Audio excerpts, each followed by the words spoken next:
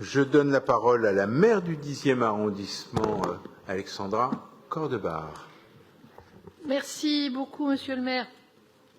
J'ai écouté avec attention Nathalie Macquois, Maya Akari, Camille Nager et Fatoumata Koné sur leurs interventions et du coup, je ne vais pas revenir sur le fond de ce qui a été dit, simplement constater avec beaucoup de satisfaction que la culture que nous partageons tous ensemble sur ce sujet progresse, que en 4e commission, les élus de Paris ont fait l'effort de se former sur la question. Je crois que c'est Camille qui l'a dit tout à l'heure et c'était en effet un débat très intéressant. Dans le 10e, les nouveaux élus ont également souhaité rencontrer les représentants d'associations médico-sociales pour mieux comprendre le sujet, que notre ambition pour la prise en charge des consommateurs de drogue à Paris finit par devenir une ambition d'État qui s'est affirmée au plus haut niveau. Et là, on a fait des progrès considérables, ne serait-ce qu'en culture sur le sujet. Je voudrais dire à mes collègues, celui qui s'est exprimé jusque-là, Changer Paris, à quel point la proposition qui est faite sur leur banc de construire des centres fermés ne correspond à aucune faisabilité pratique et va à l'encontre de ce que disent tous les scientifiques sur le sujet et que par ailleurs elle pose un grave problème de droit par rapport à la rétention tout simplement. Enfin, il faut, pour enfermer les gens, quelle que soit la raison, il faut quand même que ça passe devant un juge et qu'ensuite il y ait un certain nombre de garde-fous.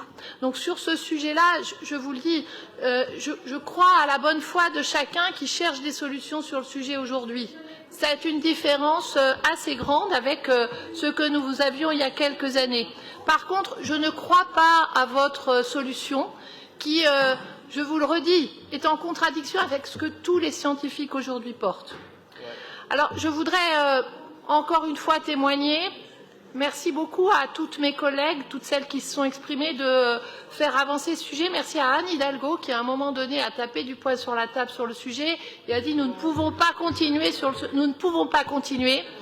Et pour moi, c'est à la fois ce que fait en termes d'investissement la ville de Paris, qui permet de faire bouger les lignes, et aussi et ça sera indispensable pour réussir cette ambition commune que nous avons, mes chers collègues.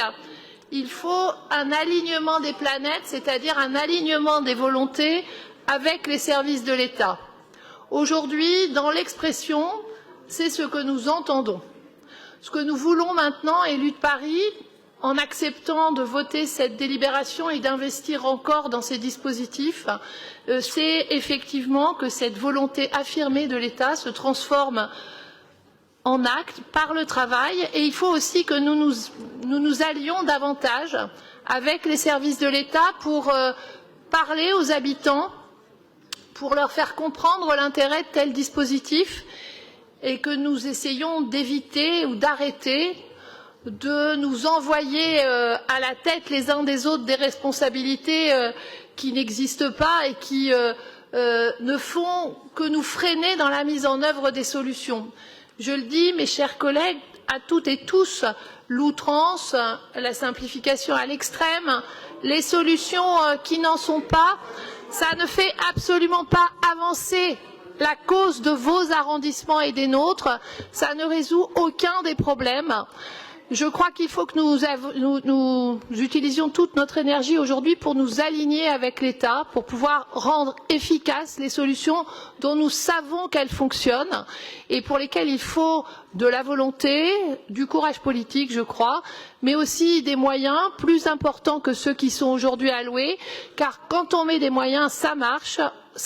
D'ailleurs, nous l'avons déjà démontré, même à Paris et en France. Donc nous pouvons le faire, donc faisons-le, je crois que c'est la volonté de tous. Merci.